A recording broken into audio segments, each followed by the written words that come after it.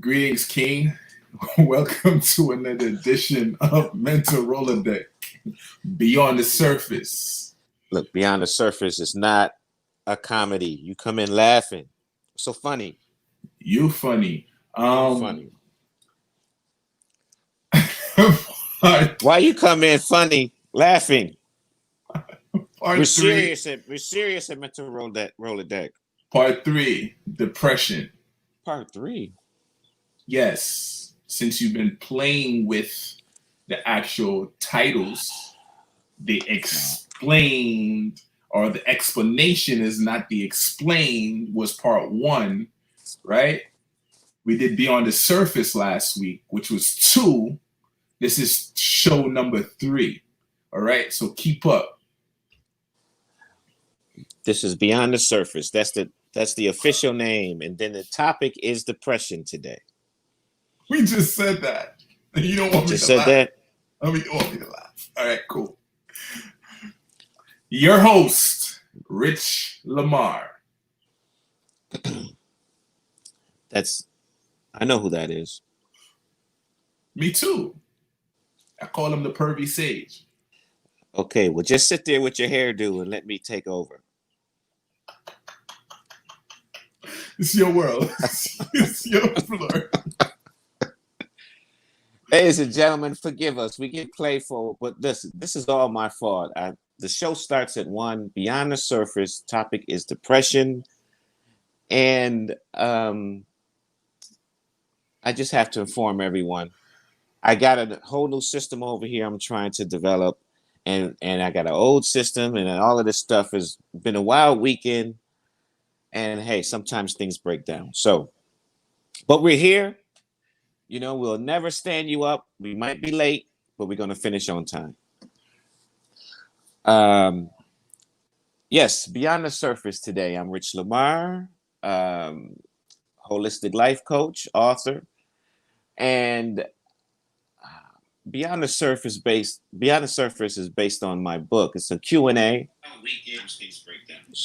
And what we're doing here is we're going to go into Beyond the Surface on depression because it's such a serious issue.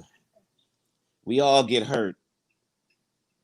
Hurt and depression doesn't discriminate. So if anybody is out there going through any depression, feel free to call in, question. And we finally got it going. Like I said, I was a little late. I had some breakdowns. Any way you name it, it's just been that kind of weekend. And ironically, we're talking about depression. So it's not a laughing matter, but in the book, my book is entitled Beyond Thought, Living Without Hurt and Depression. So feel free. Jermaine will direct the questions. He's over there handling the behind the scenes and all that good stuff. And depression, like I said, depression doesn't discriminate. It doesn't matter the age, race, creed, color, day, time. Depression is one of those things that knocks on everybody's door. And depression is one of those things that everybody invites, whether they know it or not, whether they are aware of it or not. Depression is one of those things that we all invite. And this is what I want to talk about with you, how we invite depression without even realizing it, how we invite hurt and not even realizing it, how we open the door and welcome hurt and depression without even realizing it. And some of you may have questions out there of and what's the action of dealing with your depression or getting over depression or helping somebody else with depression. And so we're going to go beyond the surface with it. We're going to deep sea dive. You got your scuba gear? Got the goggles, check. We got the flippers, check. Got the air tank, check.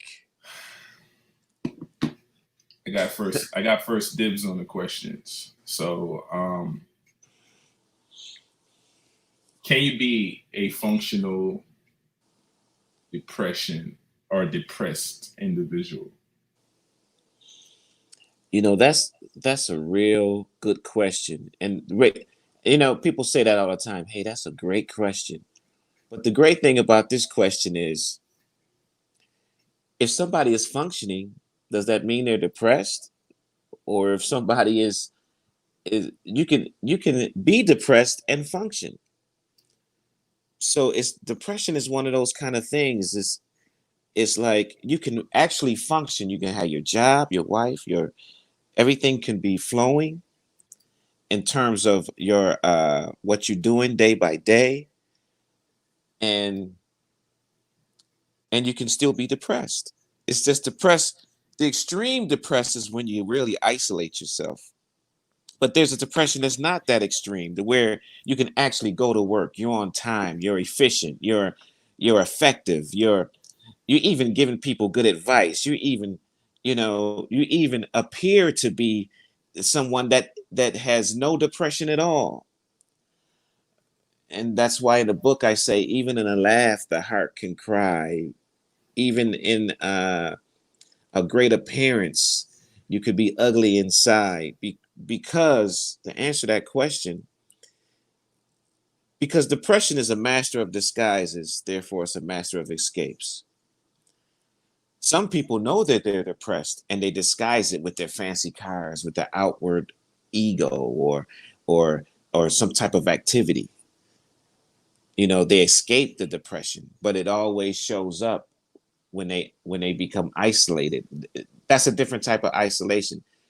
They're not isolated when they're out there disguising their depression, but there's another isolation, to where before you go to bed and you're by yourself with your thoughts. And a lot of those people, when it right before bedtime, and when the day is over, at the end of the day, they're crying themselves to sleep, or drinking themselves to sleep, or taking some medications to sleep. you know that is the elusiveness of depression. And that's what we want to. That's a good question, because that's exactly what we want to get at. We want to be able to look at depression and solve it, but we have to see it to solve it first. What are you looking for? Second question. What are you looking for? Um, Yeah, and how would you know you're depressed? yeah, and it's like, um, one of the signs of depression is isolation. I mentioned that, and this isolation could be extreme, or it could be subtle. Okay. The extreme isolation is like, I mean, if you live in a house with your children, if the whole family still lives together, or and the family gets along, and then somebody is just not showing up for dinner all of a sudden. I mean, parents see this in teenagers when they first get their experience in heartbreak and relationships. They don't want to eat, they don't want to sleep, they just want to be with that person, that boyfriend or girlfriend who they lost. They don't even want to be with the family. They don't want to eat, they don't want to sleep. You can make them their favorite dinner, you can buy them their favorite shoes, but they don't want to. The only thing that's going to solve their isolation is the person they lost. And that's a sign of depression, when somebody disappears, the isolation. And that's the extreme. And then there's subtle things, to where uh, their attitude changes. They become more snappy. They become more self-centered, more fault finding, more they deflected. They take things too personal. It's an attitude that changes. And those are the subtle things. And then it leads to the extreme things, to where you can actually, in the extreme things, in the isolation, like, and I should tell the audience, I was very depressed at one time. I'm not a psychologist or a doctor, or it's just something that I went through firsthand in my life, and I defeated it firsthand in my life, holistically. And it came to a point to where I was actually suicidal. Now that's the extremes. the isolation, the suicidal. And in that extreme, your physical appearance actually changes. Even my eyebrows changed. And you turn into this Dr. Jekyll and Mr. Hyde type thing. And you have to be careful because it starts with the little things, and that's a good question because notice the little things first before the big isolation starts. Notice your behavior. That's what I always say about awareness. Always be aware of your behavior. And when you see your behavior changing, it could be a form of depression. And only you know your behavior and your routine every day. So when you see your behavior and your feelings change like that, you look into it deeper. Okay, my third question, because I notice when we speak of depression, we tend to speak about depression in men. What are the signs pertaining to depression in women? It depends on the person, but to look beyond the surface, depression is depression. You can't really.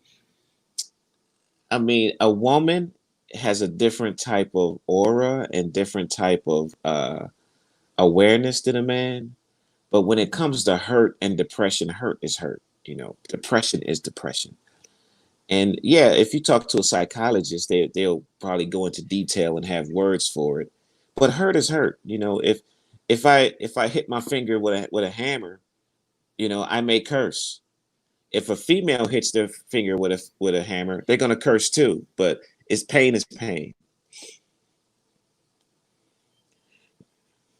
Okay. But what you want to do, like I said, a psychiatrist would go into detail of what a woman does and what a man does. But my book explains the way hurt is hurt, and what you want to do is get rid of the hurt and not complicate it by the subtle things or, oh, I'm going through this because I'm a woman or I'm going through this because I'm a man. No, it's hurt and depression it doesn't discriminate. Hurt is hurt. Copy. But you can look at that hurt. But my thing is go beyond the surface. Look at the hurt. And uh to go into detail, to really go beyond the surface of that, you can look at um when somebody is growing up with a lot of conflict in their life, they deal with depression different and they deal with it differently. Now, depression, hurt is hurt, but a person that has more complication and conflict in their life deal with the depression different than somebody uh, that has less conflict and complication in their lives. It's like I remember my grandfather telling me when the stock market crashed in 1929, white people had a chance to see what it was like living black in America financially. And, you know, uh, white people was jumping out of the building. And black people was like, you know, just another day. So, are you saying that we're functional, depressed individuals? It depends on what the person is going through. If somebody is like a great boxer. When you had a few fights, you can roll with the punches. A person that had a lot of fights can roll with the punches better than somebody's first fight. Your first big depression normally happens with that first heartbreak of the relationship. You know, and but there's other forms of depression. And people overlook the little things of depression. It's like the tantrums that kids throw when they can't get that toy, the pouting, the crying. Now, that is a reaction, but if that reaction lasts too long, it's depression. Okay, so how can we get over depression? What is one step to getting over depression? It's see, when you bring that how up, you bring up steps and methods and formulas, and a depression. If there was really steps, I mean, there's steps that can polish and groom, but to eliminate it is I mean, if there was like 5 steps to eliminate depression, there would be nobody depressed. Now, that doesn't mean that those 5 steps is not important, but the be- the beginning of the end, the ending of depression is the facing. You have to face it. And people tell me, well, I already know I'm depressed. I'm already the reason I'm already, but what I'm saying is you have to really look at it, let it take its course. It's almost like a storm. It's like, let's just say it's a snowstorm outside or a hurricane. You can't go out there and beat it up. Um, You isn't that the same way we should handle mishaps and endeavors in our life? Like when we get emotional, isn't that the same way we should handle it? Like let the emotion be what it really is versus trying to control it. right, and see, and that's part of eliminating depression. You have to see emotion. Emotion is a reaction because an emotion is always related to something. So emotion is a reaction, but once you see that that's only a reaction, you can the less you panic, the more depression cannot control you, because depression is control. When somebody is depressed, that means you're being controlled. And when emotions are in controlling you, see, emotions is such a dangerous thing, because some of the most calm people without a criminal record, with the people that don't even curse, or your most astute or calm people, when they get emotional, see, emotion is so dangerous that when you're emotionally controlled, you're capable of doing anything. With that same calm person to wake up in a jail cell and be like, I did that. That's when emotions is controlling you. But to see, to enter over and understand that emotion is a reaction and life is full of surprises, that is a good awareness of eliminating depression and not even getting depressed. What are the phases of depression, King? I'm gonna keep you busy until they Oh, get in here and start asking the questions. well, we create the phases.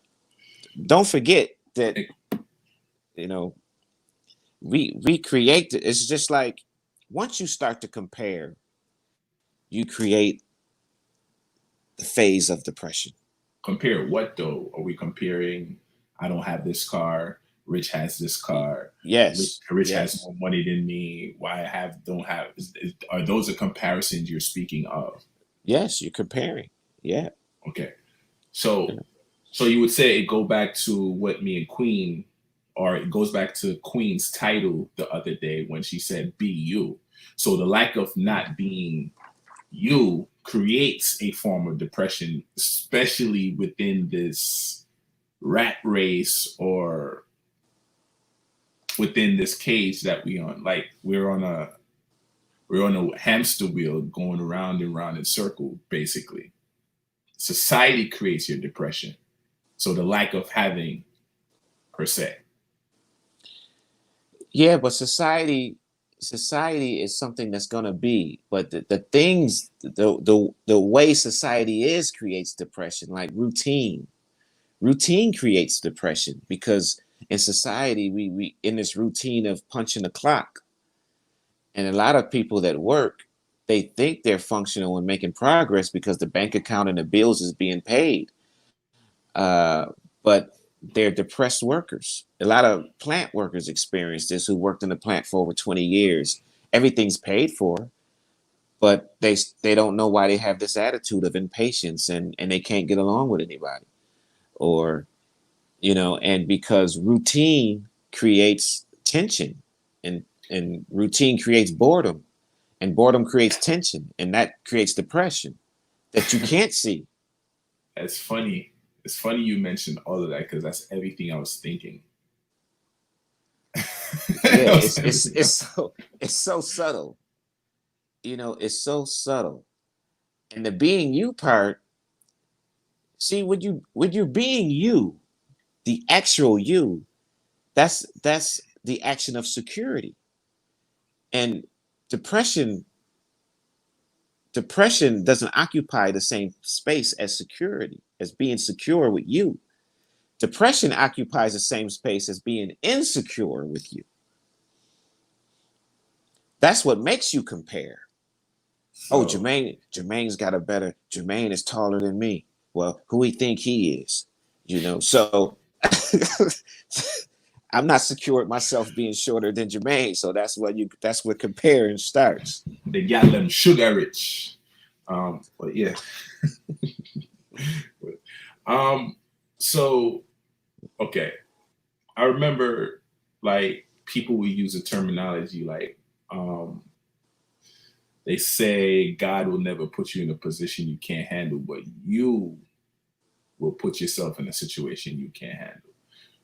Right? So the constant boredom within the same thing, walking the same way every day, pushing the same button, seeing the same people.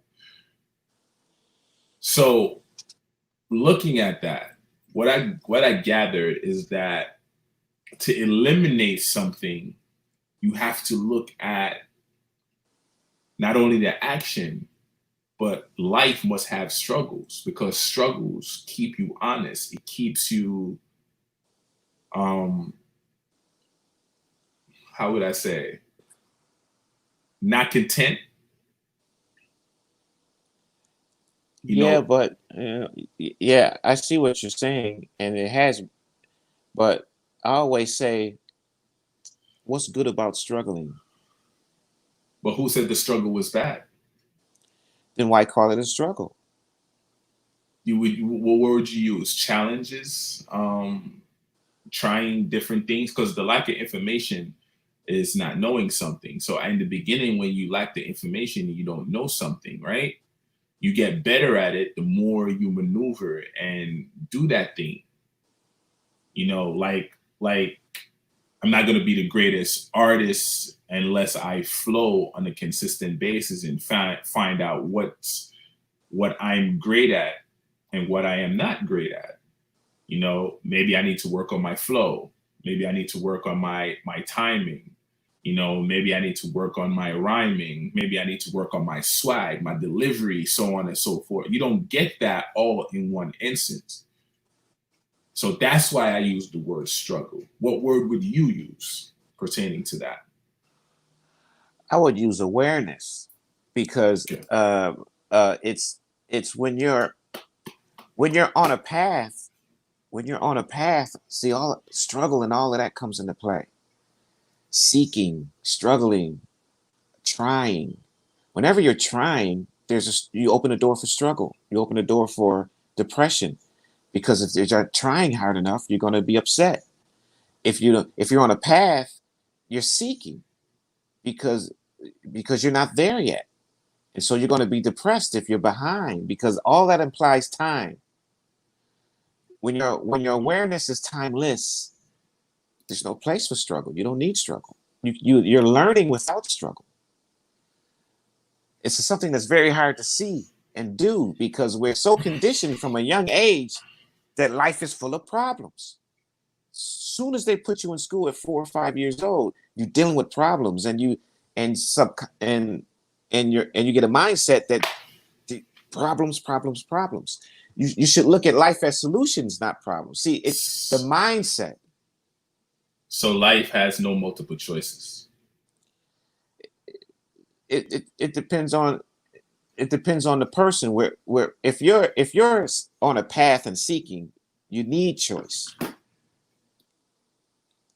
You're on a path, you need choice. If you're on a path, all of that comes into play. But if you're aware of what a path is, you won't be depressed or worried.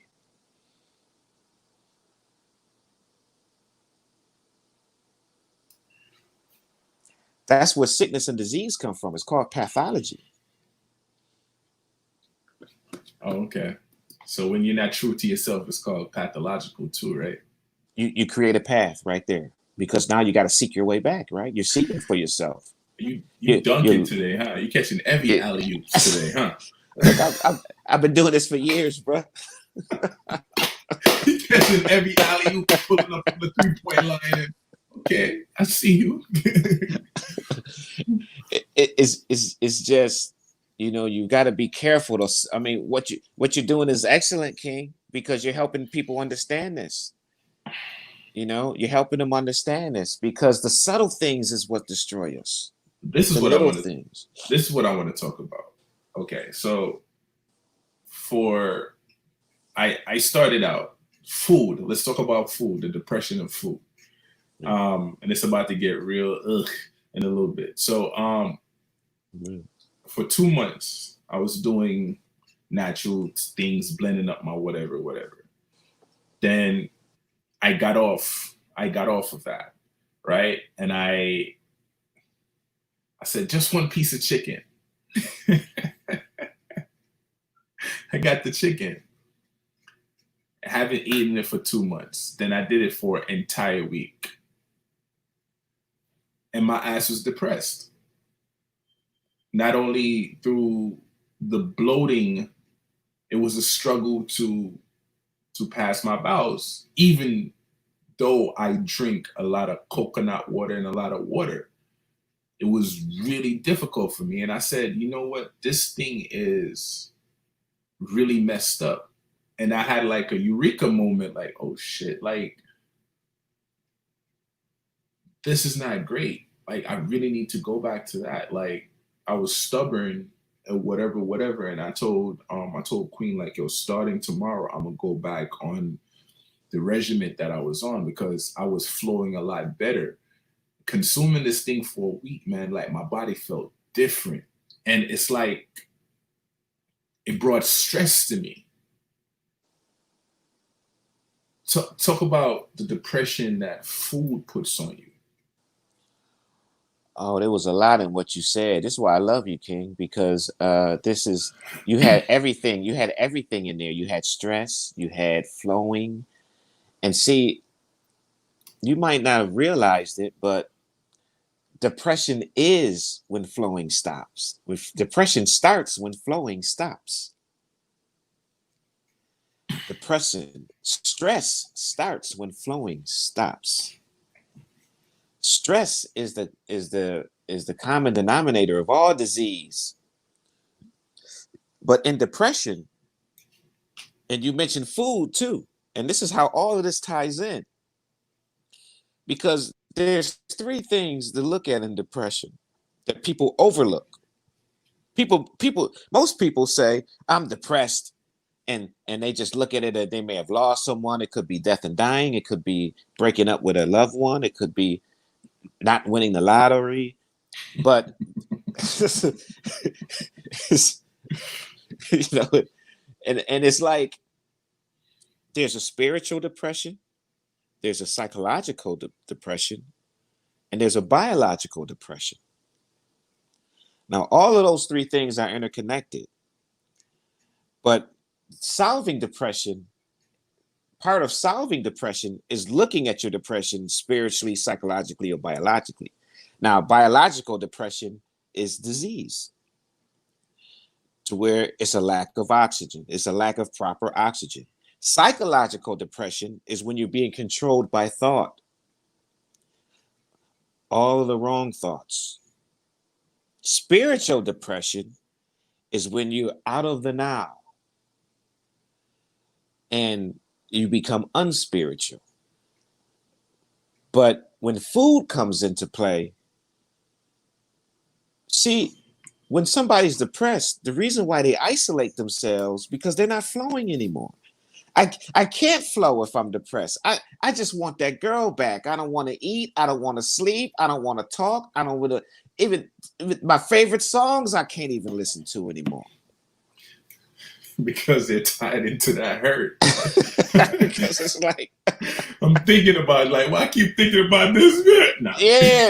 but that's true. That's true, King. No matter, I mean, you could, depression, it comes and goes like a tide. It's in and out. And then you ever be hurt over a woman real bad, and you be like, okay, yeah, I feel better now. Let me go out with my boys, and you go out to a restaurant and you watching the game, and then somebody bring you chicken lemon, and then somebody bring you lemonade, and you be like, oh my God, I used to get lemonade all the Bro, time, bro. that's a lie, bro. You don't get over shit like that. That's a lie. I mean, I'm it not took saying me get over it, but I'm saying it comes and goes. it took 2 years, man. It took 2 years. I was like, yo, fuck everything. Yo, I'm just gonna fuck him. I ain't gonna tie nothing to them. I'm just gonna give him this dick and that's it. And Yeah. man, it's difficult because I know what that looked like. And it's like everything becomes a problem. Like somebody could say thank you, and you heard what you want to hear. What the fuck you mean thank me? Right. Like what you just say?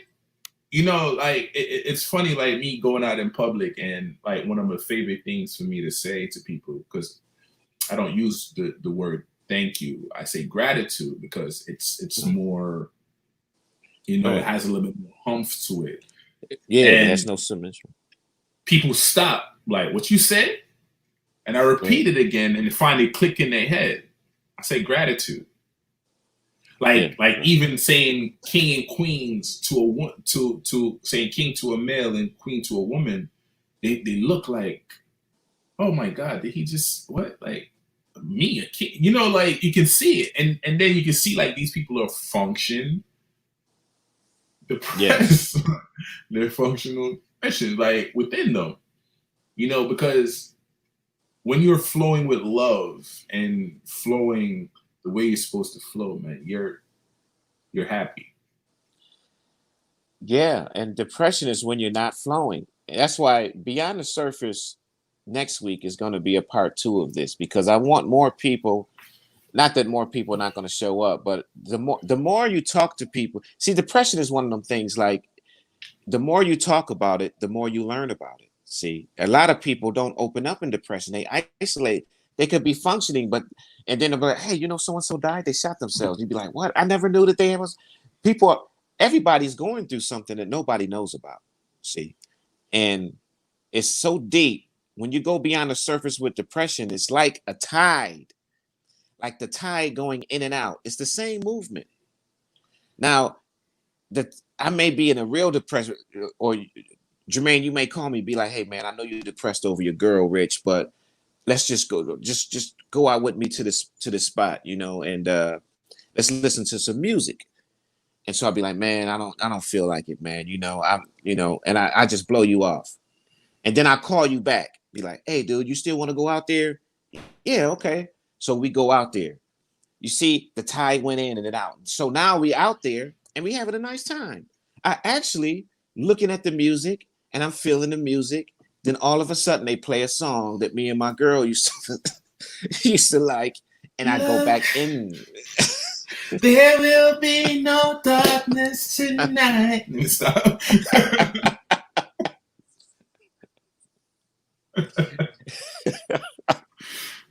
Oh, Michael, come on! Like, who is it? Is it my brother? Yes, it was my brother. Yeah.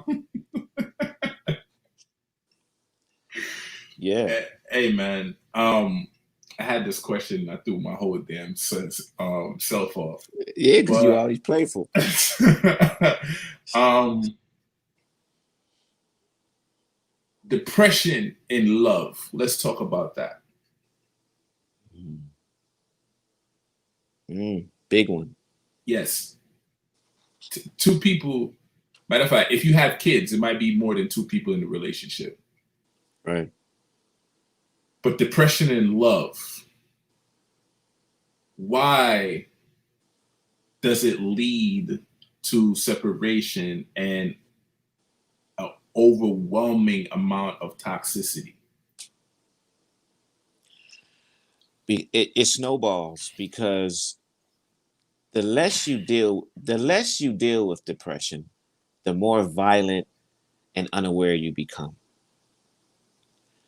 The more unaware you become, and then the violence and anger comes. So your most heinous crimes and your most dangerous serial murderers is from that type of depression, that extreme depression, to where you're living in an illusion, to where you're settling everything yourself. The world doesn't exist. You're judge and a jury, and murder seems like it's a justified thing to you. And cutting somebody's throat or cutting somebody up or doing something, these heinous things that I don't even want to speak about on the live, that happens to children and happens to adults and animals.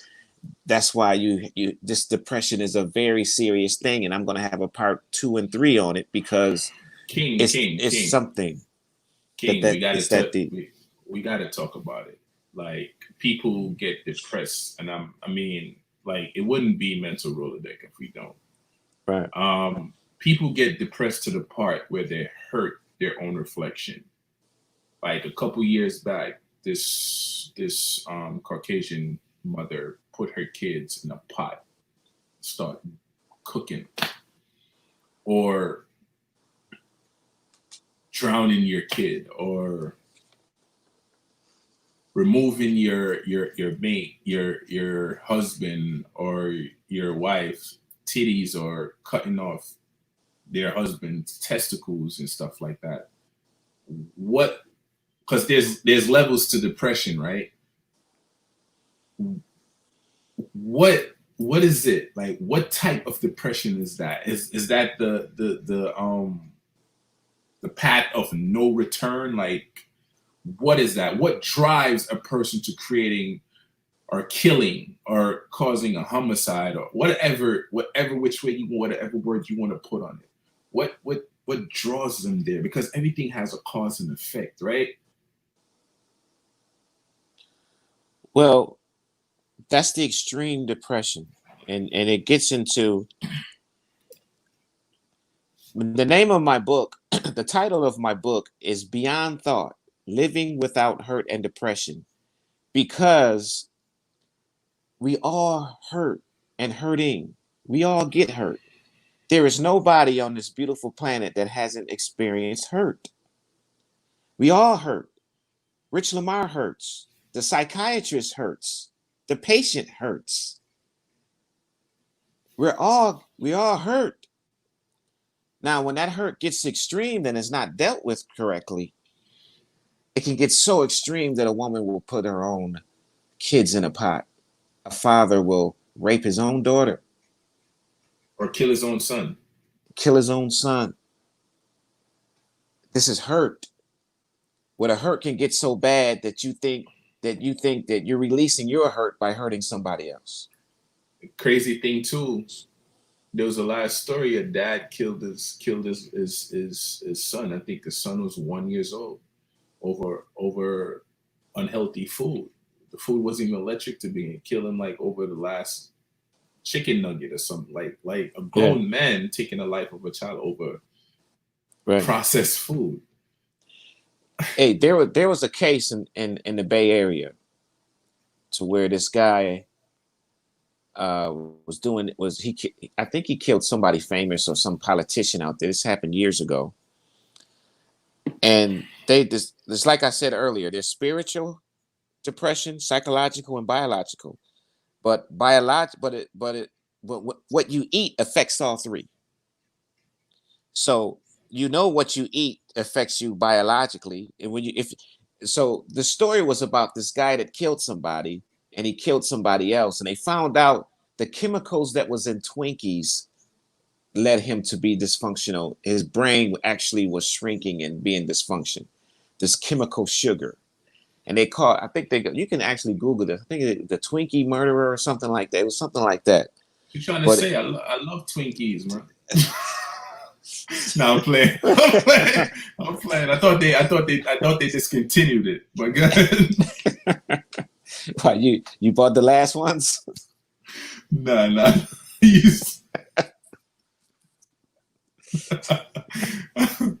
oh man. But you got to be very careful because food affects people differently. Like alcohol, some people can drink you under the table. Some people, all they need is one drink, and they'll be in 3 fights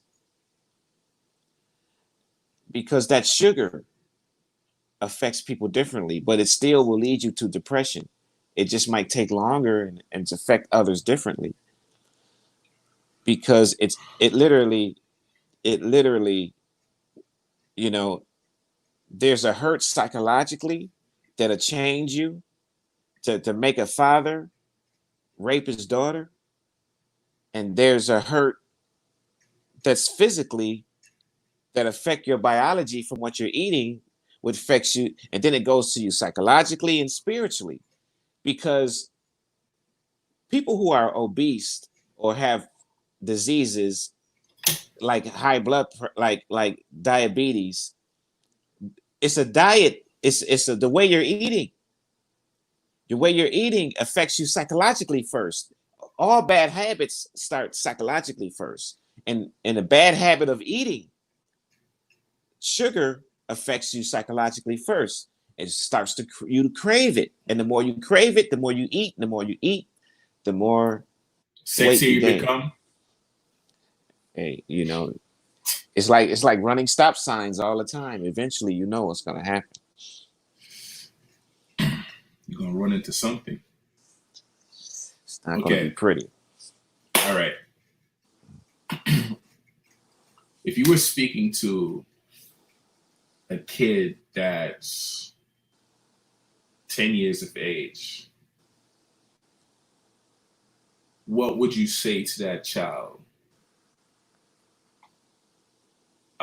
if he asks you, how can I identify being depressed?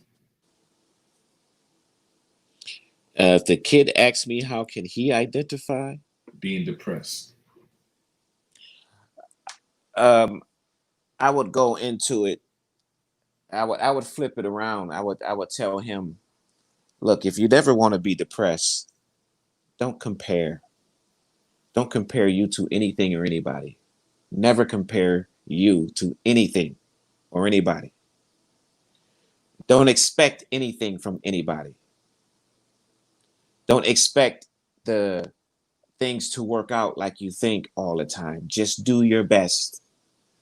Be the best of you day by day. I would tell the kid the same. I would tell the 10-year-old the same thing I would tell the 100-year-old. Because once you start comparing and expecting, you've already opened the door for depression. And you know what's coming next after you said all of that, right? Why? Why? Because it creates illusions. You start to battle comparing. You start to compete. Once you start comparing, the competition starts. And then the competition might not go as well as you thought. And so there's anger there, there's jealousy there. It's just a Pandora's box. Because you got to tell the kid, you got to tell the child when they're very young to be comfortable with you. This is why we have Queen's Corner coming on after this, and it's about heritage. That's why heritage is so important. That's why elders is so important. Never lose your heritage because there's security there in behavior. Why? Because my heritage is security because I am comfortable with who I am, and the elder shows me that early. Because soon as it's like a child. A child is helpless. A child needs fellowship and love. A And child needs all that. and what if that child is depressed and through that child's experience, that child look at you and like, why should I listen to my elders? What have my elders done for me? Yeah, well, then that's a different approach now because it's like the child is not born depressed. He learns depression with, because uh, he's got all these peers in the street with him, and they say, well, you ugly, and you this, and you black, and you broke, and you this. And so now he don't want to be black anymore. Now he's so busy trying not to be black, he can't, it's hard to reach that person now because uh, everything thrown at him he takes personally, and he's trying to escape it, and he's looking at life as getting over instead of getting better. He's not looking at learning. He's looking at escaping, and that's a very that's why it's going to be a part 1, 2, and 3 of depression, because this escaping can be so deep that where nobody can talk to you. And then you create your own world. That's where the Jeffrey Dahmers and the Ted Bundys come from, and the Charles Mansons. Now you created your own world, and now whoever you decide to kill and cut up, that's justice to you. I'm still speaking as a child. So what's wrong with me creating my own world? If that's my means to escape, if that's my means to not be hurt, if that's my means to be heard, right. What's wrong with that? I'm hitting you with every scenarios. Keep going. I see it, but you have to show the child. Adults do this too. And gratitude to you, King, because you're helping you're helping people out there with these questions. When somebody's in their own world, you have to show them that, okay, that's your world. That's cool. Everybody has their own house and their own backyard. That's cool, but it's not the world. Okay. Let's take it here. Let's talk about love. Right? And this is through experience, and I've done this, and I've seen other people that have done this, right? And I believe it was depression to stand there and create. We're still talking about the house, okay, and create a situation in your mind, right? What does that say about you? Like, take females, for instance. Say you left, like there was a situation, like a friend was telling me about a situation, how Queen put up a post saying that, oh, if your man cheated a while back and he left his phone in the house, saying he's going to the store, is he out to cheat again? That's creating another thing storing your head. So now she's trapped in her house, and that's not making the relationship any greater because she's not flowing. How can she remain within her alignment and flow accordingly, regardless? Because she took dude back, right? After he cheated. But why is it that there's still an issue with the cheating when you still have the person as a mate? What form of depression is that? Oh, that's the if you talk to a psychiatrist, they would have a name for it. They would have a form, a category for it. But looking at this holistically, I got over my depression holistically, and that question and that situation you just told me about, that's what I mean by the tide of depression, the tide going in and out. It's the same movement. She hasn't eliminated her depression. She's just adjusted to the depression. Like most people in society think they're doing okay because of the car and the house and the degree and the fame and the fortune, but they're not looking at the fact that their soul is bankrupt. They're not looking at the fact that they might be driving down the highway, but they're slip sliding away. King, I like the sound of that, and that was very deep. The soul being bankrupt. Yeah. Right? It had a ring to me, resonated. Yeah. So, for instance, female, She has never killed her past relationships, but she leaves from one relationship to the next relationship to the next relationship, keep going through the same turmoils over and over again. And her not wanting to be alone used to justify her hurt and depression. How do you aid someone like that?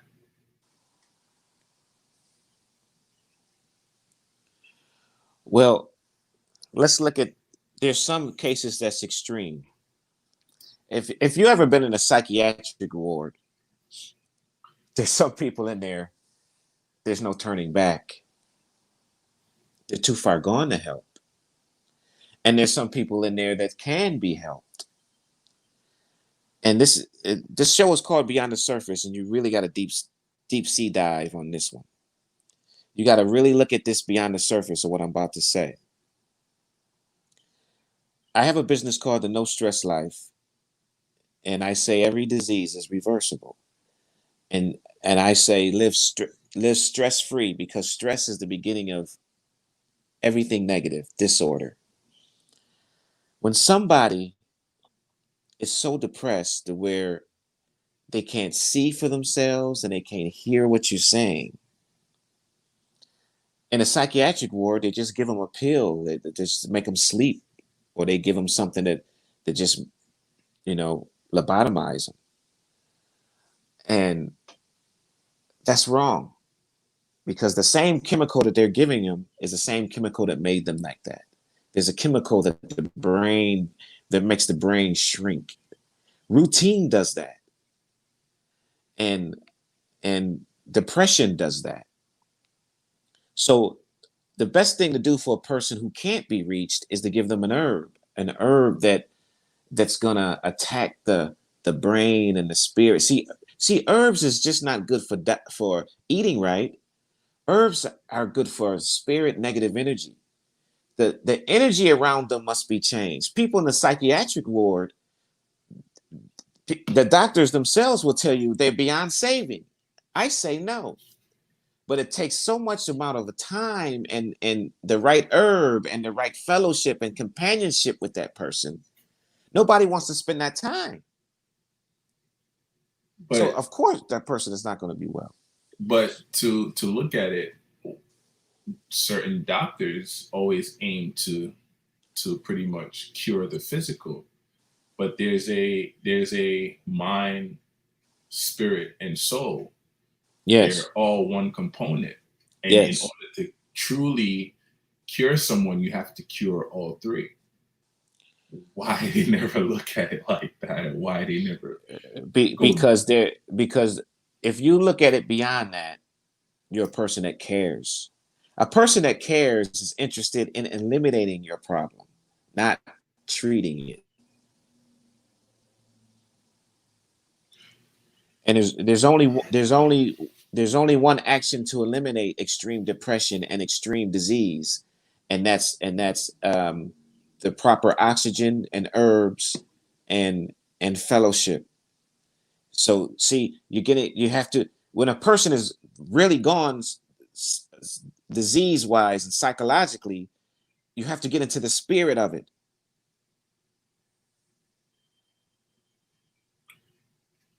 What if the person is a functional depressed individual and they run away from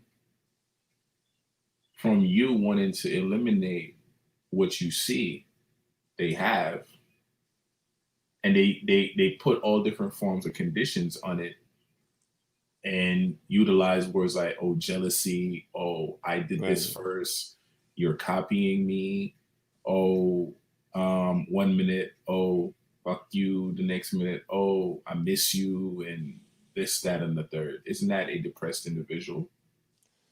Yes, that's somebody who's unhappy. But see, it's like, it's so deep. And what do Rich Lamar mean when he says it's so deep? Okay, it's called Beyond the Surface. Well, go beyond the surface, Rich Lamar.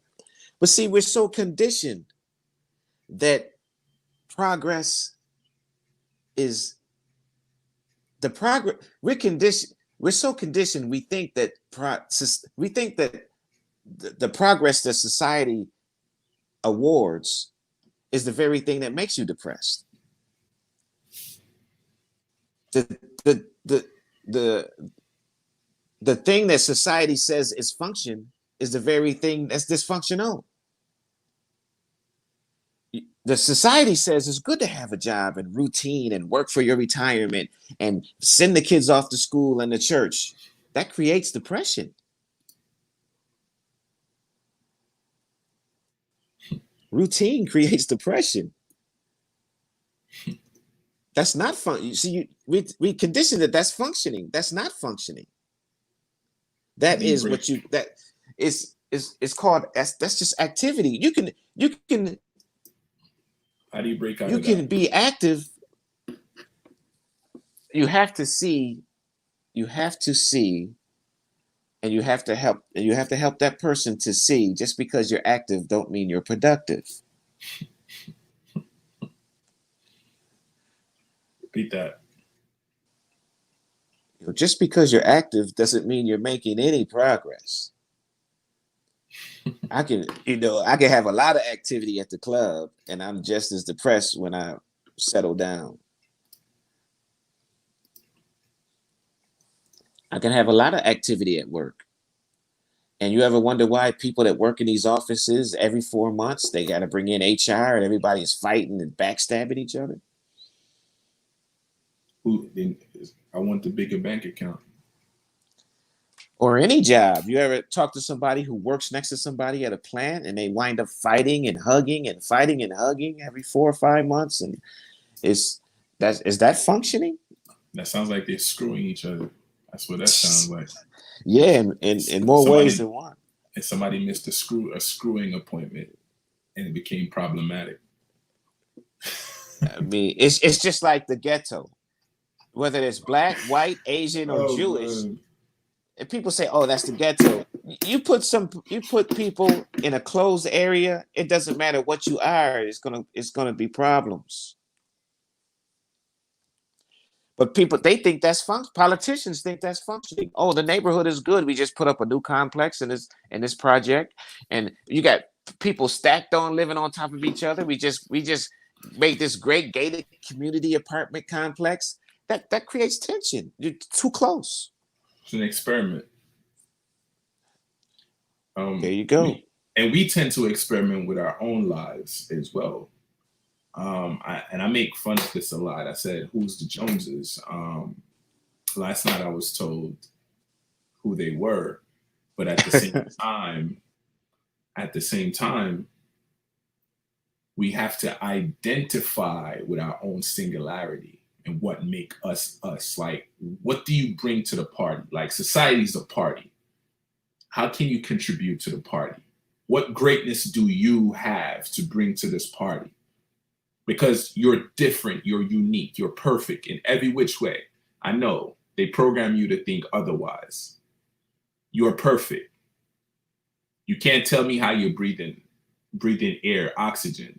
You can't tell me how your organs are functioning just going to school and they telling you this is what it is. Like they can't tell me how we're so well put together and then turn around and tell me we're not perfect. Right? So you have to look for the greatness in you and what you bring to the table because everybody has a piece of the puzzle.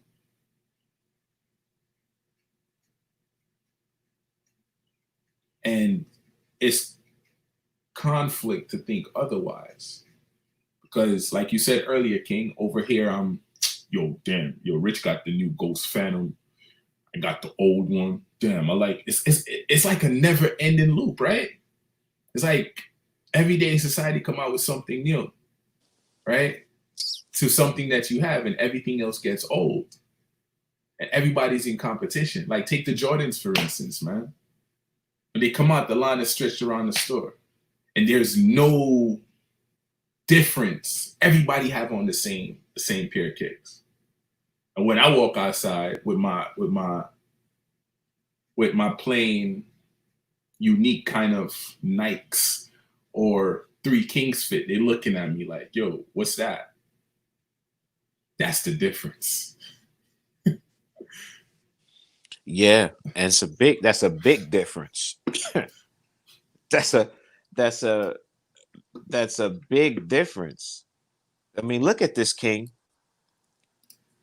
The first thing you should tell your child, I don't have children, but I told my nieces and nephews when they was young, and I used to speak to children when I did lectures before the pandemic. And the first thing I tell them is, you are you. And this depression thing starts early. If you don't catch it early, it'll last your whole life without you realizing it. You'll have the same problems in all your relationships because of you not seeing. So what I'm saying is the child must know early that society is sick. Now that's not a negative thing. We kind of tell our children this when we say, well, how many times have you heard this? Well, if everybody's going to jump off the roof, would you do it? They tend to use a cliff, right? The cliff is the proper terminology, the most Right, consistent. right. Yeah. Okay. But that cliff is the Jordans. You're gonna get Jordans because everybody else do it. Now you got two jobs to try to get Jordans. You got more stress, and then you finally get your Jordans, and you got them in the box, and you running down home, and you get mugged, and somebody steal them. No, but scratch that. You got your Jordans. As soon as you got them, another one came out. It never ends, right?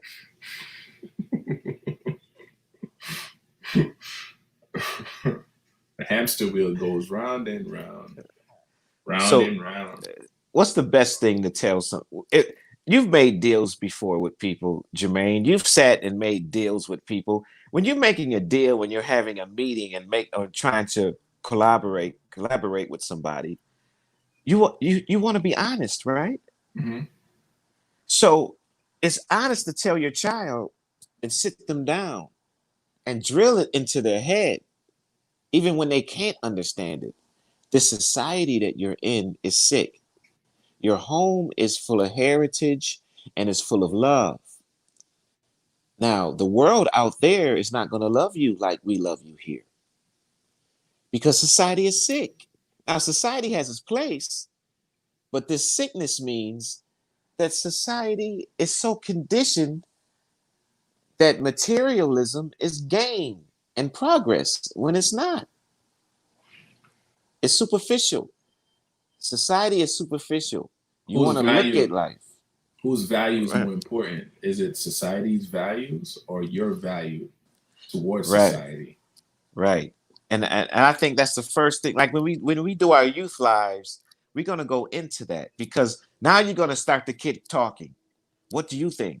And then a lot of these kids, when I did it in person and did live lectures with youth, they start one on here. Talk about all those things. Keep talking. I'm gonna aim to get one on here so we can pick his mind too. Go ahead. Keep talking. They start talking about, I do have to get the Jordans.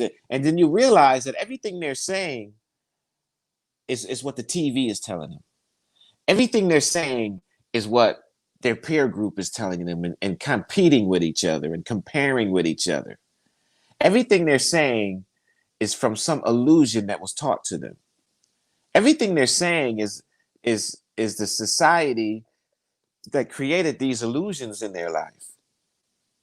Nothing they're saying, and the adults do the same thing.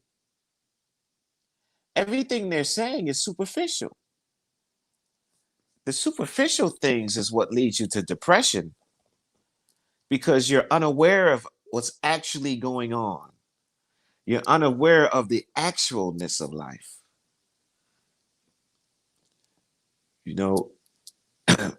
A child must see the actualness of life early. They do see the actualness of life. Their attention is better than the adult. But anybody that takes a child hand, that child is going to believe anything that person says. That's why it's very dangerous. It's imperative that whoever takes the child hand It's somebody that helps them to see. So there's depression and manipulative functions as well, right? Since you mentioned that, you got to be Yeah, careful who takes the child's hand, right? that it's the most important thing in life. So what would you say about somebody that's narcissistic? Would you say that person is depressed? It's a form of depression. It's because again, it's they're in their world, but their world is not the world.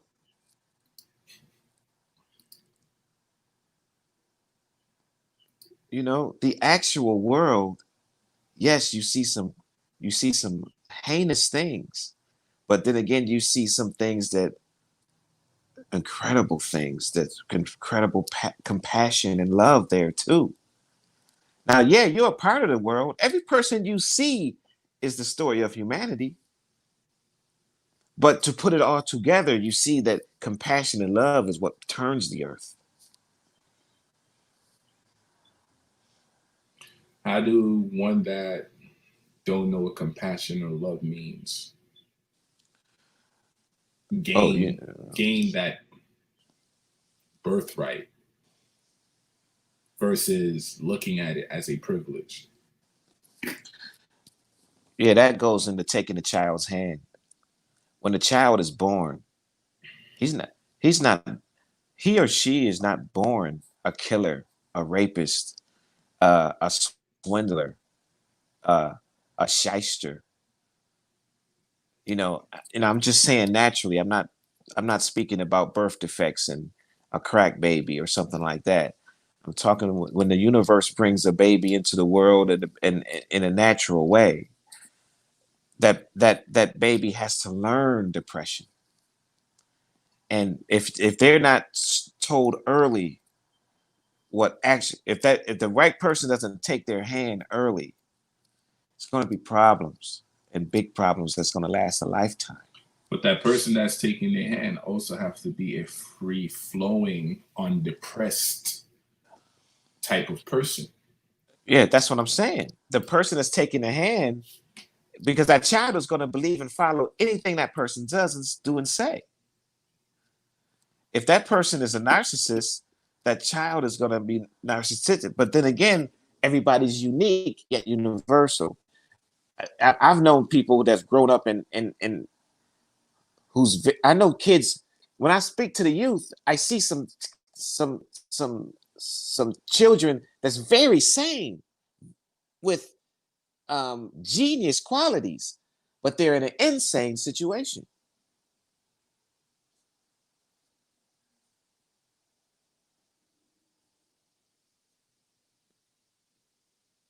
And explain, what do you mean by insane situations? Because being so-called copper color, not so-called copper, being copper colored, being so-called black, being aboriginal, we have been brought up into some insane things that we deemed normal. That was never were never normal. Yes. So you have to expound upon that, King. Yeah, because that's why I say heritage must be the first thing a child should learn is heritage. A first thing a child should learn is how beautiful he or she is. That's the first thing.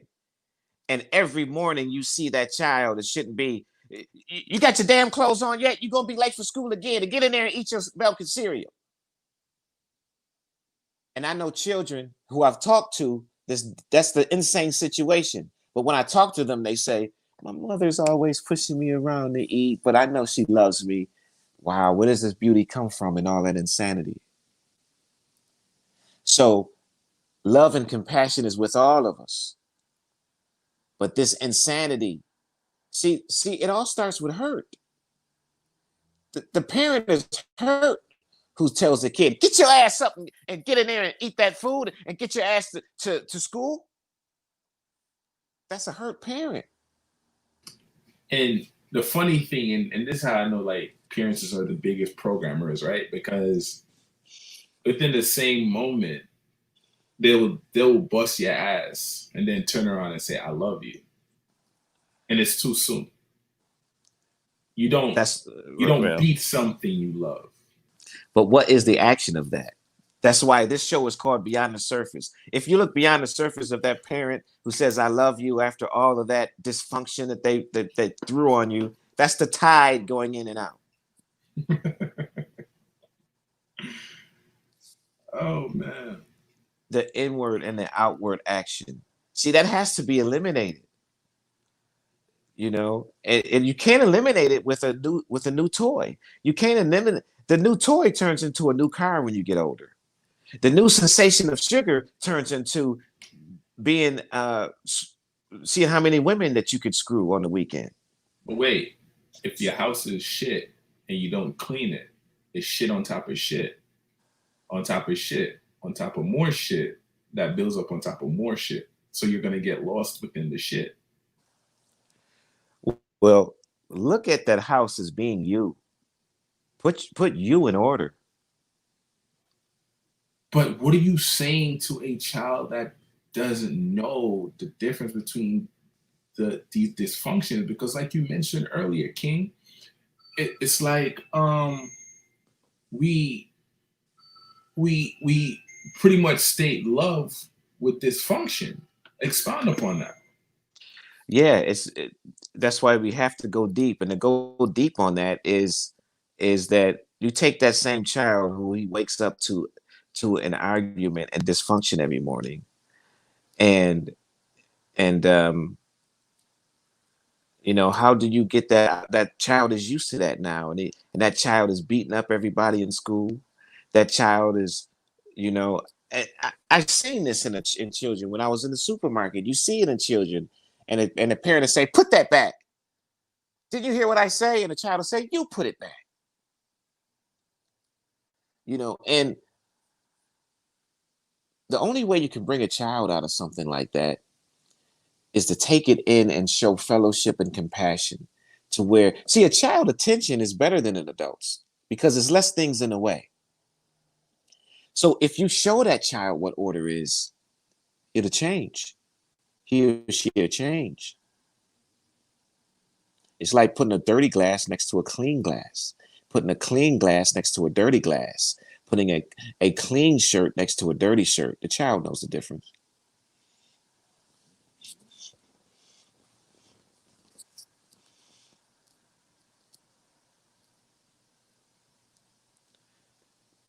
They have to see the difference. That's what my book is about. Allowing people to see for themselves.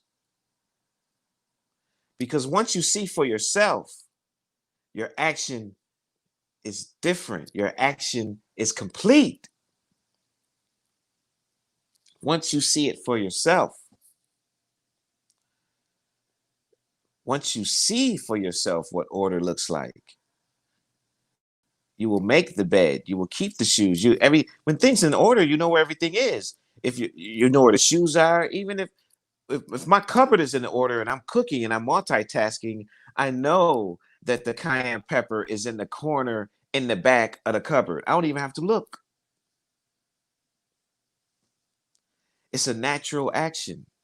So you want things to flow. That's order is always moving and flowing to where you're flowing with order. Depression is static. It's a static state. Depression is in the way of something that's flowing. It's like something that's flowing, or you're running down the street and there's a steel pole there.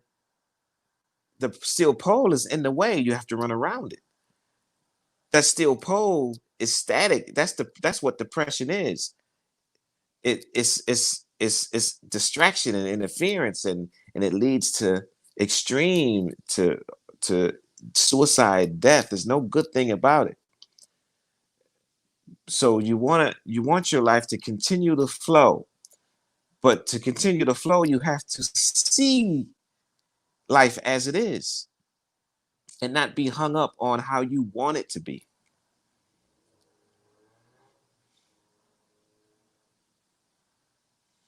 You really have to see life as it is. And a lot of depression starts because people tell me this is not what I expected. There's that word expect. Life is full of What you surprises. what you expect? Nothing. And after you were depressed Absolutely and the nothing. sun healed you from your depression, did you have tidbits of running back into your dysfunctions, given the fact that you weren't in the right flow for a long time frame? So did you had hiccups where you bumped your toe like and go back and the using this and going crazy, still thinking about your wife and so on and so forth? Yeah. Right. Those are Uh, questions. no, no. Until it was complete. Yeah, you'll have those bumps in the road until it's eliminated.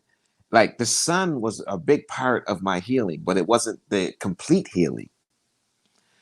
Seeing the sun helped me to see for myself that the sun is not rising. The earth is turning. I felt the earth turning, and the sun was speaking to me, telling me that it was me, to magnify the light in me. And so by me seeing that, I was like, well, I got to get rid of this religions and this all of this conditions that I've been brought up to, that was supposed to keep me in order. Not that that didn't have its place, but I had to see completely that life is not for me, it's for everyone. But okay, let's take it in society now, right? Because we're rallying and peacefully rallying for acknowledgement of our God-given rights, right? To be an original copper color man or woman on the planet, right? And you have a certain form of people that look at you less than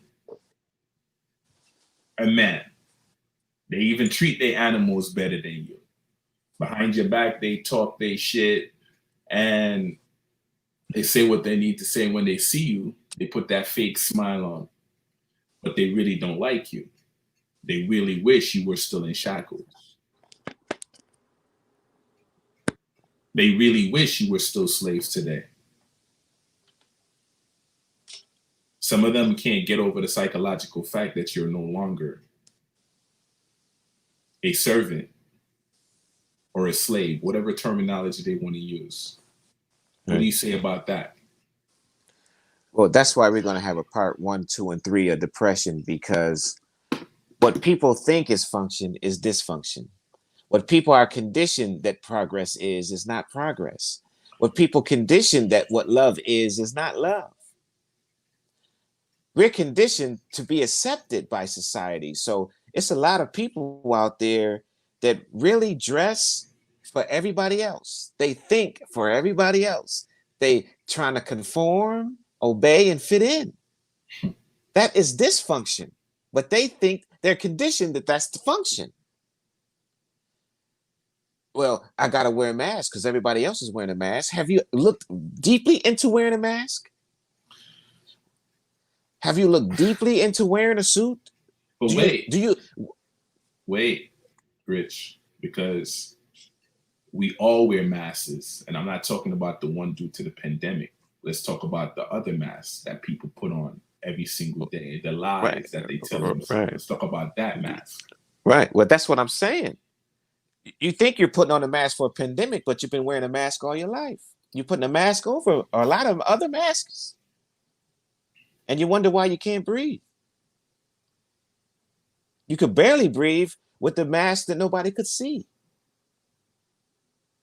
This is why it must be a 1, 2, and 3, because the more we talk about it with a larger panel, the more we learn about it. See, depression is not something that that you can put 1, 2, 3 to. It's depression can be eliminated with people speaking in groups, when people sharing in groups. Depression can be eliminated with fellowship, believe it or not. What about the shitty family members that you can't have fellowship with, that has a reverse admiration or a distrust for you for no reason due to the way you function and flow and the way you maneuver through life. What do you say about them? Well, that's why you keep going. The sun doesn't shine on somebody who's ignorant. Be like, he's ignorant. I'm not going to shine on him. You know, you'd be surprised at the people. I've done this so long and so much, and some of the people that really try to prove me wrong when they come to my lectures or try to prove me wrong or make me look bad in front of people wound up being some of my best friends because they they may be heckling you, but they're like what you said, something you said touched them, and they really start seeing it for themselves, and it opened them up. That's why the sunlight shines on the beauty of there's no such thing, I say in my lectures, there's no such thing as a bad day. And people say, man, it's raining and shit and I can't get out there, I messed up my day. But that rain brought forth new crop.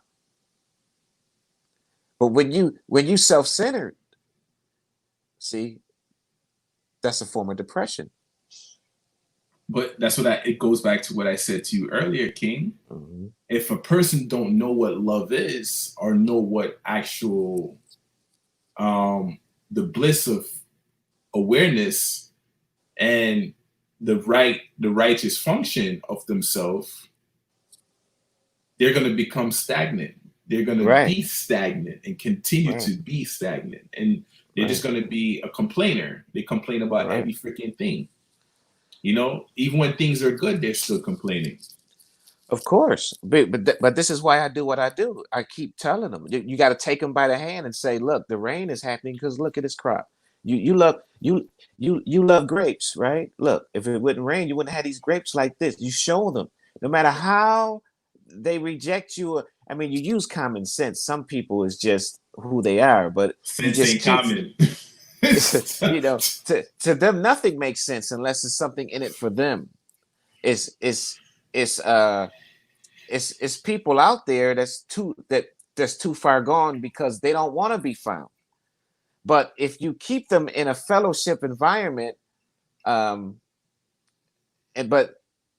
some things that words only can go so far because they can't see it. They can't see the analogy. They can't see the intelligence of it. That's when you have to go to herbs and food. But if you can't take the horse to the pond to drink, how taking them to herbs and food gonna help them? Oh, let me give you an example of what happened to one of my clients. I'm helping her with diet.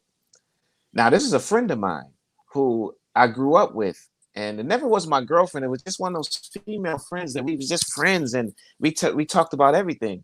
And she wound up getting married to somebody who I knew, but not like I knew her. And so the marriage was great in the beginning, and then after a while, she was kind of calling me, and she was like, well, I'm not gonna mention no names, but she was like, well, you know, he's cursing at me all the time, and I try to talk to him because me and her always talk deeply. And she says, whatever I say, and she's a great wife, you know, she's one of those wives that's, you know, like God just spit her out. She cooked for him, she catered to him, she helped him with everything. But he was just so bitter and nothing she said got through to him. And I said, well, you gotta give him some of the herbs that you take. And she's like, he pushes my herbs away and he wants me to make him steak and eggs. Put it in the steak and eggs. There you go. So I said, you make his food, right? Put it in the steak and eggs. Yep. Duh. Common sense. It's not really common. Yeah. And so we started doing that. And he used to answer the phone when I call her. He used to answer the phone like, hello? I'd be like, I almost said her name. I said, well, I'll just make up a name. Like, is Alice? I said, is Alice there? Is Wanda there? Yeah, is Wanda there? So he wouldn't even say, hold on. He wouldn't even say, hold on. You just hear the phone go down, right? Uh-huh.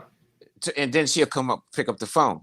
But after I told her to start You fix his food, you start putting those herbs in there, that blue vervain and that and that Pravana and all of these things in there. She started putting all of that in his food.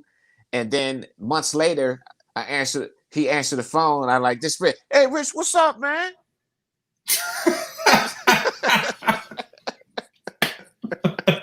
True story. Hey, King. Um, the crazy thing, man.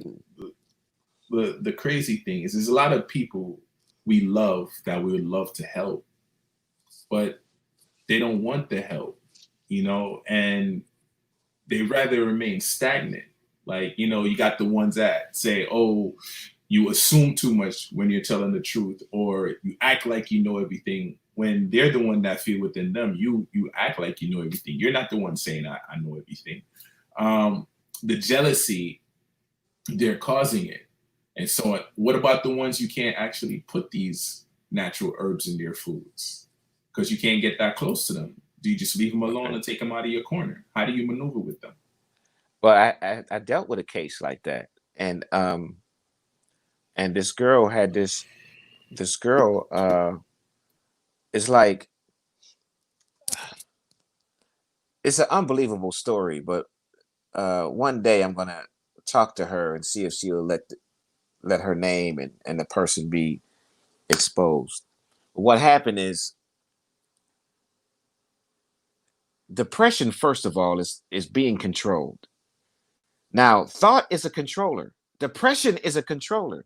It's such a controller that that's where those people come from. Because depression is controlling their behavior and their spirit. So anybody comes to them to try to help them, the depression says, we got it under control. Get the hell out of here. And they will say it. That's the same thing that addiction does. If you snatch a crack pipe out of somebody's hand and try to talk some intelligence to them, they'll kill you.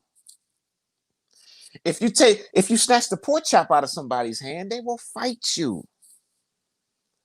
If you tell somebody that chicken is bad, and they will look at you like you just cursed them out. Hey, Rich. They don't realize that. Rich, how can people not be aware that chicken is bad, bro? There's a fight between your ass and the toilet every damn day if you eat meat. And it's not an easy fight. Yeah, but if they think that's normal, you know what I'm saying? If you've been eating cornflakes all your life and I give you a nice veggie and herb meal, you're going to reject the veggies and herbs. You're going to defend the cornflakes. Amen. This is what we're dealing with. This is what we're dealing with, Jermaine. This is why we're going to have depression 1, 2, and 3, because everybody has experienced hurt and this type of tug of war. Everybody is hurt and hurting. There is not a person out there listening or a person out there walking around on earth that hasn't experienced trying to help somebody depressed and their own depression. Hey, Rich, but there is a way. Kimara said he needs them herbs. How can he get those herbs? Oh, tell him to email me at Rich Lamar, RICHLAMAR 18 at yahoo.com. I have a business called the No Stress Life, where I help people with depression and cleansing the diet for a donation. And I do it as part of my life. I dedicated the rest of my life to helping people. I help the elderly and the people that can't help for free, or I help them all. I give information for free. It's all about informing people. If they want to give a donation, that's fine. But I don't think there's no more important issue than depression, because it's something that we all are going through minutely or enormously. But you can get to a point to where you can see it and won't be depressed. The name of my book is Living Without Depression. It's Beyond Thought, Living Without Depression. The name of the book is Beyond Thought, Living Without Hurt and Depression. Because hurt is where it starts. You get hurt. You get disappointed. That's where it starts. I mean, let's see if I can get him on the show for a couple of minutes so you can talk to him. And it'll be good for his diet too because he's a fighter. Yeah. He's a he does Muay Thai and MMA, so it'll be really good for him. You know, Yeah. it's like my blood brother from a different mother, man. I love Yeah. this dude. Because my approach to it is spiritual, psychological, and biological. You know, and the physicalness is in there too. Because if you're not together spiritually, psychologically, and biologically, how do you think you're going to be physically? Especially in fighting. Got to send you one of his fights too, Rich. You're gonna be crying for his opponent. So he's in the business. No, yeah, he's a professional fighter. He's licensed. Yeah, so that's good. He's physical, and then when he gets this herb and spiritual side, I'm not saying that he's not conscious of herbs and spirit, but that's what made Bruce Lee so great, because he was physical, but he knew his spiritual side. That's what made Ali the greatest. He was physical, but he knew his spiritual side. And I feel like it's our due diligence to actually pave the way for the younger generations and our children, you know, and we have to communicate with our elders. We have to flow with them because some of them have the answers we need to go forward, but we're so into ourselves thinking that it's normal, we forget that everyone needs help. Yes. And that's it. And that's what part 2 is going to be about with depression. See, we think it's normal, and people are depressed and sick, and they don't know why. They're like, I'm doing all the right things. I'm praying, I work, I feed the kids, I walk the dog, and they think it's normal that they hire somebody to change the baby diaper and they pick up the dog poop. And not knowing the connection with putting the kid on you skin to skin is doing something for not only that child, but it's doing something for you. Right. You know, like it goes so deep to the part where if my son has a fever and I take my shirt off and take his off and put him on my chest, mm-hmm. I can feel the heat being sucked from him and him taking my body temperature. It's like a swap because I'm much more older, so it's like I can take what was ailing him, and he's taking my good energy. That's how deep it is. Yes. But people really don't look at stuff like this. No. You got to look beyond the surface. And speaking of that, check this out, King. Check this out. Now, it was hard for people to believe when I said this publicly, and it's going to be hard for people to believe now. I'm going to get into that case deeper about what I told you about the girl that they did everything. They took her to a psychiatrist. They gave her medication and everything, but they couldn't get through to her. And they wonder how I got through to her. Greetings, King. Welcome, boy. Greetings, brother. What's up, kid? I can't hear you. Your mic is mute. Unmute your mic. Unmute your thing. Look at can you hear me now? Yeah. All right, good. How you guys doing, man? Good, man. Welcome. Good. Thank you, brothers, for having me today. Oh, no problem. How you feeling, man? I'm feeling much better, man. You know, thank God. You know, I'm happy. I'm heading back to work Monday, so that's a good step. How's the vision?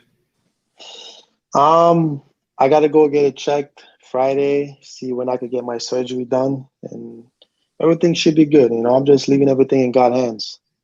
Okay. What questions you have for Rich Lamar? We're talking about depression today. I know you've been listening to the show. You've been commenting on the side. So do you have any questions? Because he was sincere about. I told him you're a fighter, and Rich, you can speak. Go ahead. Say what you said a few minutes ago. No, what I was saying, my brother was a Golden Gloves champ back in the day, and Right. I grew up with boxers in the gym, and Hmm. I've actually was friends with a fight promoter called Butch Lewis. Butch Lewis. Butch Lewis. Yeah, he was promoter for this is back in the Michael Spinks days. Okay. Rich is You older know, than he's older than Durags, but you know, back in the gladiator days. Yeah. But no, it's and what I was saying is physicalness is a beautiful thing. Right. And but what separates somebody that's physical is like they had a saying in the gym, you don't hook with a hooker, right? You don't you don't left hook with a left hooker. So Nah, you don't do that. you see, you don't do that. Uh. And it's like the left hook is a sneaky punch, and some of the best of them, like Muhammad Ali got floored by left hooks, right? So, Right. but what made Bruce Lee so great? He merged his spiritualness with his physicalness. What made Ali the greatest? He merged his physicalness with his spiritualness. And Because that's it, you know. I didn't know that. I didn't know that. I thought it Mhm. was just, going in there. Right. At first, I thought it was just going in there, being a tough guy. You can handle it Right. and you can fight. But I didn't know that up until today. That spiritual Yeah. means everything, man. Yeah. I got a question for you, King. Hmm. Were you your first fight? Were you angry when you got in the ring? I mean, we know we talk. So, given the way you were raised and the complications within your Right. life, was it a need to get that out of your system? So, was the opponent the Mm. beaten stick of how you were really feeling? I mean, honestly, quiet. I was angry, but I was so nervous, man. It's like my heart is coming out of my chest. I thought I was gonna pee my pants. To be truthful with you, but I was angry. So at that point, I just want to get in there and just ragdoll everything, But eventually, I came to a point where it's not about that. It's about the discipline. You can be angry at something, but at the same time, you gotta limit yourself. You can't be angry at the whole world, and there comes a point where you're gonna realize that what happened, it already happens. There's no way you can go back to it or turn it back. So you have to. Sometimes in life, you just gotta accept certain things. And the way I'm right now as a fighter, I just look at myself. I just want to be disciplined. I don't want to be this angry guy no more. I don't want to be this guy always talking about this happened and that happened. I just want peace. Peace is the best thing. Once you have peace, man, you're a winner. Once you have peace, you're a winner. Kamar. Yes, sir. My name is Lamar, and Kamar. This I tell people publicly that one of the best things you can do in life is be a fighter. I mean, Oh be a man. fighter in the ring, because Right. life is a fight. Exactly. But when you're a Yep. fighter in the ring, see, Mm. people look at a fighter in the ring as something like, oh, he's just a prize fighter, he's mean, and he just want to destroy people, right? Yep. But Kamar, correct me if I'm wrong. Right. The nervousness, everything in life before you go through a fight, the nervousness, you gotta have a courage. You can't step in that ring if you don't have no courage. No weak people is doing this. Am I right or wrong? You Hey, absolutely right. You absolutely hey, right. I couldn't hey, agree more agree with you, man. Because if you don't have the heart to fight, there's no way you're gonna step in that ring. And to hey, be Hello. Queen. honestly, and to be honest with you, I've been spoken to Arthur German about it a long time ago. I asked him, Right. yo, you think I could be a fighter? I want to try it. I like it, but my family doesn't want me to do it. They always downgrading me about it. You think I could be a fighter? And he always says, King, do what your heart tells you, bro. Stop worrying about what other people are telling you. If you want to do something, go ahead and do it. That's your passion. Yeah. Go ahead and live your passion. And that's what it's all about. And once the day I find a gym, I tried it. And, here I am today. Wait, Thank God. Yeah. Wait, let's brag a little bit. What's your record? Here you go again. Come on, what's the record? Let's brag a little bit. What's the record? My amateur record is 15-1. 15-1 in kickboxing. Okay. Yeah, 15-1. And I just started my professional career in January. Just started being a pro. What's your record for that? I already haven't won yet. I was supposed to fight in January, but with all the virus thing going around and everyone getting sick, I wasn't able to fight. So right now I'm on the sidelines, waiting to fight. I'm still training, but I'm just staying patient at the moment until all this thing is over. Okay. That's dope. Well, Kamar, you see what I'm saying? The spiritual connection, right? It's truth, man. There's no way you can get over that because, I have to tell you, man, I'm scared. Fighting, I'm scared, but at the same time, I'm not scared. If you know what I mean. Well, check this out, Kamar. Remember I told you that I was friends with Butch Lewis? Right. Now, I'm not saying I was friends with him where we talked every day and that, but Butch Lewis been with the best of them, from Ali, Joe Frazier. I'm talking about in boxing before UFC and all of this stuff. Man. But Butch Lewis was, and when he came to Vegas, he would call me, right? Right. And he'll be having dinner somewhere, and I'm sitting next to Michael Spinks, Tyson is there. Wow. And Joe Frazier was alive at the time. And these is all champions. You know what I'm saying? So world champions. The world champion. And you know what every one of them said to me? Because you know when you go up to boxers, you'd be like, hey man, you always bring up a fight, right? Right. And so I bring up, hey man, remember that fight, blah, blah, blah. And I was surprised to hear them say, it's like, man, I was nervous before that fight. See, the spiritualness.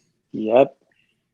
The spiritualness one fights for a bit, because it comes to a point to where somebody is just as good at physical as you. Exactly. Exactly. My niece was just in here, but she has an iPhone, so it kicked her out. So I told her to download Firefox, so it works better that way. But yeah, Kamar, how old are you now, King? I'm 29. Damn, time fly fast, bro. Yeah. I've known Jermaine since I was 13, I believe. 13, right? Yeah. 13? Yeah. And now I'm 29. So that's years, man. Years ago. So he's not just known me for yesterday, 2 years ago, 3 years ago. He known me since I was in junior high school. He known me for a long time, And the crazy thing, Rich, I live it like how you live it. See, the thing with me is, like, when it comes to like motivation and talking to not only myself but my friends and my people, it's always the same energy. Yep. And that's how I flow.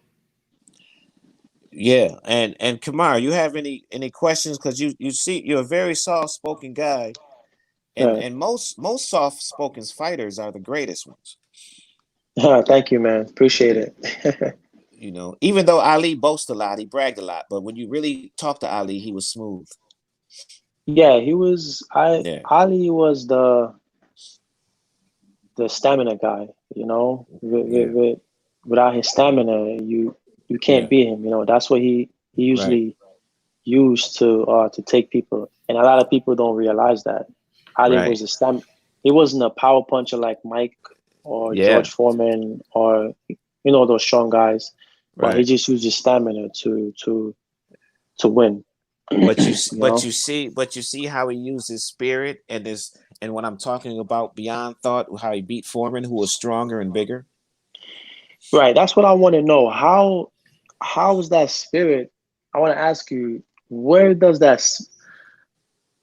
I don't know, where's that spirit comes from in? It's like, I don't know if it's something that's in us naturally, but where does it really naturally comes from? That's just human nature, or I'm not sure what it is.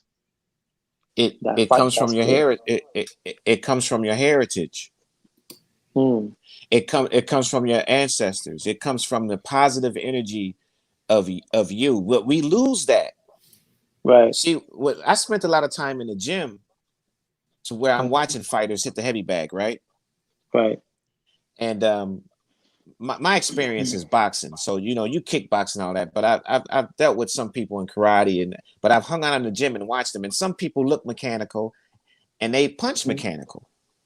Mm. But then you had spiritual fighters like Ali. See, when you're a spiritual fighter, Kamar, you adjust with the now, because Right. in the gym, heavy bag don't hit back. Yeah, you just said, oh man, you know what? I got to comment on that one. I Mm-hmm. actually, because my coach always says that, Mm-hmm. I've seen guys come in the gym, tough guys acting like, they can beat down the whole world. They Right. come in the gym, pop, pop, pop, pop, pop, pop, pop. They hit the bag. They're Mm-hmm. looking good. They're looking tough. But again, you put them in a fight Right. with the skinnier guy or whatever, the guy get 2 hits and he fall up like a paper plate. And Yeah. I'm like, wait a second, like, how the hell did that happen, man? So you got to tell me what's going on with that right there. That right there got to be some spiritual things, because I'm Yeah. like, nah, man, this is too good to be true. This guy is big, he's huge, he's pop, pop, pop, going Mm-hmm. like a Mike Tyson. As soon as you put him in the ring, he got 2 hits. Right. He fold up like a paper bag. So I don't know what's going on there, man. It's Well, some I tell you, science. what's going on is like when you see, I'm a holistic life coach. So I'm a spiritual meditator, holistic Right. type of guy, eating right. But Hmm. when I talk to fighters, a weak person can't eat right. See, Mm. a weak person, they can't eat right. But when you're in training for, let's say you're training Kamar for the championship, it's coming up in Vegas in August. Yeah. You can't walk around. You can't eat mashed potatoes and pork chops and candy all every day. Nah, man, come on. You gotta get up. You gotta run. No weak person can do that. Right, but can I stop you right there for a second, Yeah, brother? yeah. Go ahead. I mean, I, I, you're absolutely right what you're just saying, but on a day I was supposed to fight, for a title. I mean, I know it's amateur, but Right. I'm walking around eating M&Ms, and that's not right. That's So not right. But yeah, I so it's like, I don't know what is going on with me. I don't know if it's the mentality that I have of fighting, or maybe just I have a different body type than some people. But my friend looked at no. me at work and said, yo, you are nuts, bro. How the hell you have a title fight today and you're walking around the job site eating freaking M&Ms? What are you, crazy? I was like, Well, I don't know, bro. let me tell you a story about that. I used to run in Vegas, right? Wow, it's I beautiful. used to I used to run in Vegas with this boxer. Hmm. You probably might not know the name of this boxer, but he was champion one time. And he was from Jamaica, and his name was Livingston Bramble. Livingston brand, bro. Yeah, just Google him. Oh, okay. You know, and when you say spirit, Hmm. he would he used to eat Jamaican herbs, and he won the championship by beating this white guy named Boom Boom Mancini. He was a great white hope. Nobody could beat him. You know, And Livingston Bramble says, I'm going to beat him. And he would eat candy on the day of the fight. He would Yeah. do everything wrong on the day of the fight. So what I'm saying is that doesn't mean he was eating candy every day, Right. you That's know. true. That's true. But what I'm saying is self-preservation when you're a Mhm. fighter and Yeah. in tune with you, Mm-hmm. everything that you do in the ring is you your own boss, Right. you know, and that spirit, you listening to your heart and your spirit. And it's like a perfect example. Okay, you got Muhammad Ali, right? Yep. Now just bear with me on this. You got Muhammad Ali and you got George Foreman. Now Muhammad Ali had trouble with Ken Norton and Joe Frazier because they had just as much as stamina as him, right? Right. Now George Foreman knocked out Frazier and Norton the first round. Correct. Ali had tough with them for 24 rounds. Mm. But he knocked out George Foreman because when he went in the ring, he tried. And if you I want you to watch the Foreman Ali fight. Okay, I put it to you like this. I'm gonna show you how the spirit works. And just bear with me. I want you to watch Google 2 fights. Number 1, Ali Liston won. Ali versus Sonny Liston, the first fight.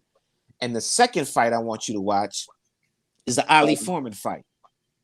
Right. Because both fights, Ali was scared to death.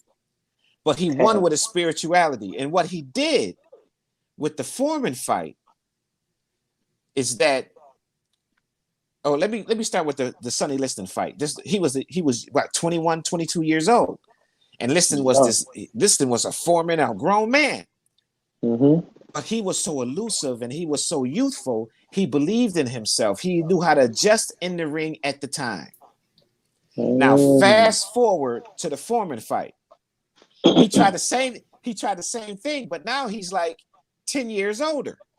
He couldn't do the same thing he did at Liston. So what he did, when he found out that Foreman was cutting off the ring, he used his ring wide. What I'm saying is his spirit was talking to him to adjust at the time, at the moment. Oh. See, but you have to be in tune with yourself to adjust at the moment, because when you're dealing with spirit, it deals with the right now. It don't deal with the training that you did last week. I mean, all that has its place, but the time of the fight, you adjust to what your heart says. Right. And so as the Foreman fight went on, Ali's heart was telling him, let him punch himself out. That's what the term rope-a-dope came from. Oh, rope-a-dope. Right. You rope a dope that can't stop punching. Yeah, that's actually a technique from when you sway from side to side and come in. Yeah. So you adjust at the time. You adjust at the moment because at one time you're gonna face somebody, Kamar, that's just as talented, strong, and skillful as you, but you're gonna have to use your spirit and what your heart is telling you at the time how to adjust and beat them to the punch. Absolutely. I can't agree more than that. Absolutely. Absolutely. Rich be acting like, and he's just gonna be he's just gonna be trying to take your head off, but you're gonna be aware of what's going on. Yep. That's what they all come in for, to take your head off. So what I'm saying, Kamar, is never, even though everybody gets nervous, never panic, never let the nervousness overcome. I've seen great fighters who knocked out people in the gym. Nobody would spar with them, but they couldn't fight in public because they were scared of crowds. That's one thing I'm always saying to myself, because you have some of these guys, man, they come into the gym and they beat you up in sparring, but every time it comes to the fight, they can't show up. And I'm thinking to myself, why is that? Why these guys look so unstoppable in the gym, but yet again, when it comes to the real test, there's no proof in the pudding. Because the real test is somebody's hitting back and the punching bag wasn't hitting back. So they got the mechanic of the punching bag versus a moving object. Right. But remember, you got to surround yourself, Kamar, with some spirit. Ali would have lost to Ali wasn't a great puncher and all of that, but he had a positive energy around him. Bundini Brown, he had a crew around him. You gotta surround yourself, Kamar, with encouragement, with people that lift your spirit. Right. Look at I think one of the greatest boxers that had one of the biggest spirits to me was Pernell Whitaker. Pernell, that's the guy I was telling you about. He's one of the greatest defensive fighter. I mean, he would get in the ring and dance around the punches. Yeah. And dude would be right in front of him, and he's doing on the ropes, and he can't hit him, and he's like this close to the guy. Right. And then he walks out dancing with a certain strut and a bag, then turns out, boom, and they knock the guy out. Isn't that the guy that tried to do kickboxing and he got one kick and he ran out the ring? No, that wasn't him. Stop trying to play Pernell. Pernell is Isn't that was him? Lamar? No. I believe so, right? No, it wasn't Pernell. Who was it? Pernell. It wasn't Pernell, no, bro. It was one of those guys, man. It was one of them, but it wasn't Pernell. I met Pernell. They used to call him Sweet. Yeah. Sweet Pea. Yeah, then he had that little dance. Yeah. I'm telling you, it's one of those guys, man. Yeah, he might be. But yeah, all of those guys. But it was in touch with. I mean, you got to surround yourself with your element, Kamar, because it's more than just physicalness when you want to be a champion and sustain that championship. Right. See, but you got to be a champion at heart first. And that starts with eating right. That starts with looking at the fight and not letting the crowd and stay. You know, watch people like Kobe Bryant, where they're focused on winning, where he be on the sideline and he in the championship finals, and Chris Rock is trying to joke and laugh at him. He don't even see him. Right. He's focused. He's in another dimension. Right. It's in his zone. Right. And there's only so far you can go, Kamar, with punching a heavy bag and working out, because when that crowd is going, it's a different energy with the crowd. So you're dealing with energy and vibration. Man, talk about the crowd, man. That nervousness kicked in, man. Yeah. It's another thing, man. I'm telling you. But now you had over 10 fights. You know, the nervousness is never going to go away. It's just after the first punch, that's going to go away. Right. You know. Oh man, it's another thing. I don't know. It's when I'm in there, it's just I do get nervous, but after the ref says go and I'm starting fighting, you know, pop. It's just, I don't know if it's a blackout. I don't see anything. That's good. You know, That's not a bad thing. I don't see the crowd. I don't see the ref. I don't see nobody. I don't remember nothing. The only thing I've seen is just a guy in front of me just want to beat me up. That's the only thing I've seen. You know, but I'm very aware. I'm very focused. You know, my mind is in it, because if my mind is not in there, then my body is just wandering around. You know, one thing I want to know is that my mind is in there. You know, if my mind is not in a fight, I will not go into a fight and my mind is not right. That's one thing for sure. Right. So now, I want you to look at this. Kumar. Because you already know how to fight. You already know what it takes. You already know what to do. Mm-hmm. But when you got to go to that next, I want you to watch those fights, those boxing fights, and you can, because you're going to see the spirit of it, because you have an energy and spirit to fight. But your spiritual side has got to be stronger now, because you're going to have to dig down deep, because you know what it's like to be like, and you trying to just get through the round and the punches don't connect. Then you got to take a few more and come back. Right. Because that's when the spirit got to take over. And when you say that you just see the fighter and that nothing else distracts you, that is a spiritual zone. Now I understand what you meant. What you meant by the spirit. Yep. Yeah. Now I comprehend that. Hey King, I want to say love is love, and I swear I'm happy that you took the time to actually come on the show to have this chop up with us. Feel free to join us whenever you feel like it, King. Rich. Definitely. Yeah. Thank you, brother. You're welcome, Hey, thank King. you, man. Thank you.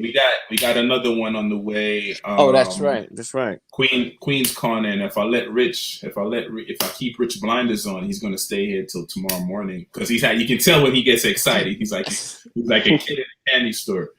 But for those of you that want to inquire about MEN-talRollaDek, please send me a friend request at King Jermaine on Facebook. Go ahead and like and subscribe on YouTube.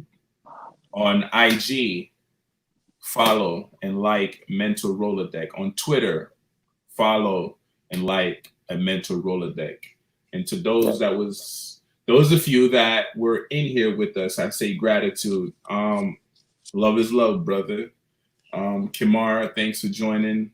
Rich Lamar, great show. Kimara, tune into the female show next, man. They're gonna be talking about some, conscious women talk about what's going on in society.